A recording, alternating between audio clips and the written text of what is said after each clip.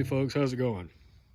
All right, so in this video I want to talk about the second article that I wanted to talk about in the video with the stock market numbers for the end of the year, but I couldn't do that because that one article by itself was way too long as it was, and if I'd combined them together, the video would have just been ridiculously long. It would have been over 35 minutes, and I'm trying to get to where I can keep my videos down below 20 minutes, because there's a lot of people that the longer videos, they just don't have time to watch the whole thing, or they just lose interest in the first 5, 10, 15 minutes. So for that reason, I'm trying to keep my videos below 20 minutes, and that would have just made it too long. But so this is the second article, and this one comes from Fox Business, and there's something here that I want you to understand, and there's something in this article that I really don't agree with. But the article is titled "U.S. Suffering from the Second Biggest Home Price Correction of the Post-World War II Era." 55% of Americans say they cannot afford to buy their home in today's market, according to the Cato Institute 2022 Housing Affordability National Survey. That's a mouthful, isn't it? Okay, so this was published on December 30th at 9:24 p.m.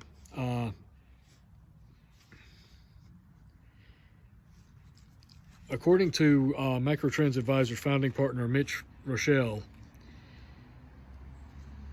he's attributing the massive correction to Americans' uncertainty for the markets and their unease regarding the economy. He explained on Varney and Company Friday that the shoe to drop would be if the nation starts to see a rise in unemployment, which could cause a leg down in the housing market. Okay, so I definitely think this is something we're going to be seeing. Because we're already seeing large numbers of layoffs now, I believe that's something that's going to increase in the coming months.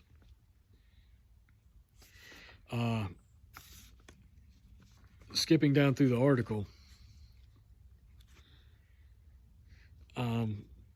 according to Fortune.com, housing prices in the United States in October 22 are 38.1% above March 2020 levels. Rochelle predicts that the average home price will have to drop by 10 to 15% from its peak in 2022.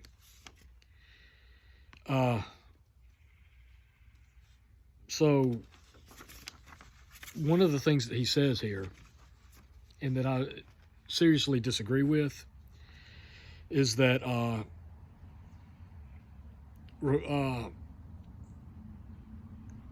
the other thing is uneasiness regarding the economy, and I think the shoe to drop there would be if we start seeing layoffs and we start seeing unemployment starting to rise. I think that could be something that causes a leg down in the housing market in a big way. A for sale sign, that's a note. Skipping down, Rochelle's comments come following the massive power shift happening in the real estate market, arguing that the power has completely shifted away from sellers, further constraining the nation's struggling housing supply. Right now, I would say it's a buyer's market. I think the power has completely shifted from seller to buyer. Doesn't mean you don't see some bidding wars, because, again, I think statistically, across the country, we're at a 3.3 month supply of housing, so that's still relatively low.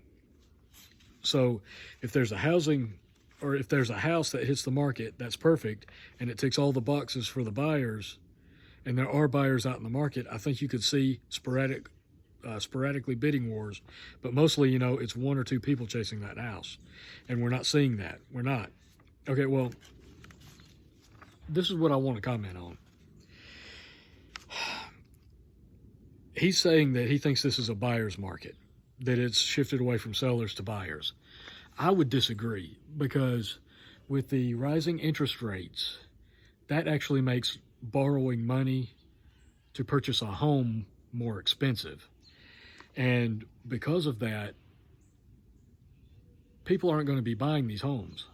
Housing prices are already extremely elevated, and now you've got the interest rates on these these loans are going up, and it's not only getting harder to get a loan, but it's going to cost you more in the long run. So I would say that is actually going to push down the housing market.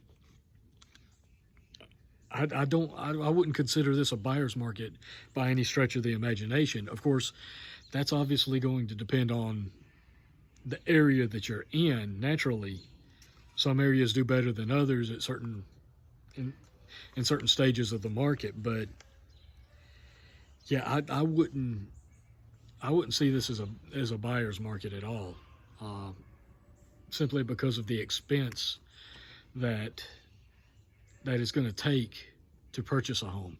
You're going to end up being underwater in that home.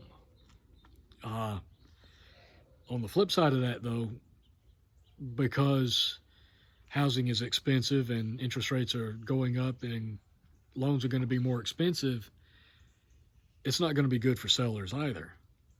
So it's a catch-22 there, at least in my mind. But again, you know, the housing market affects a lot of the rest of the economy. And with this being the second largest price correction in housing in the post-World War II era, that's significant. I think that's significant, and I think that's a sign of what's coming in regards to the overall economy.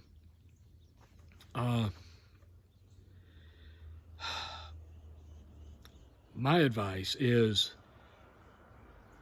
don't make any major purchases now unless you actually have the cash to pay for it in full.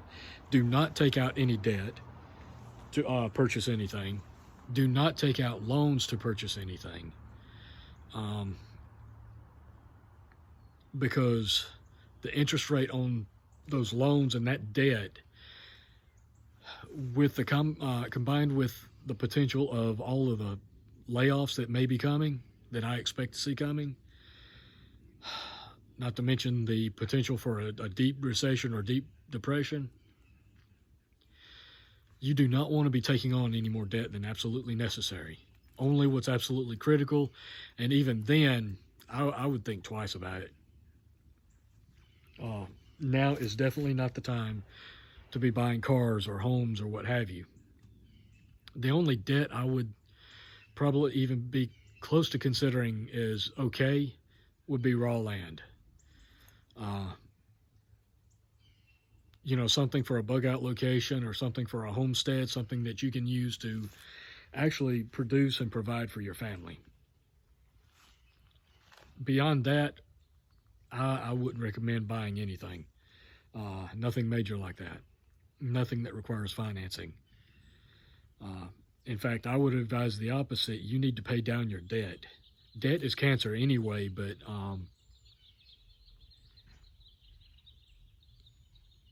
when you have a lot of debt and the economy starts dropping, you get laid off,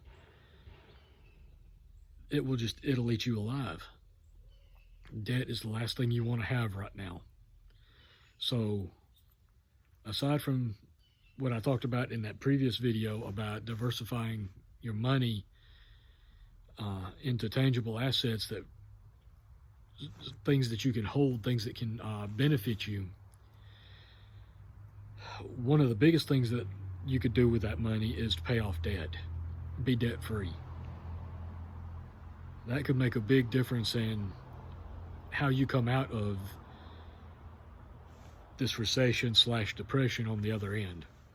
Anyway, that's all I've got for this video. I appreciate you guys watching. Like, share, subscribe if you haven't, as usual. And as always, folks, keep prepping. Stay safe. Take care of yourselves and your families. And until next time, I'll catch you later.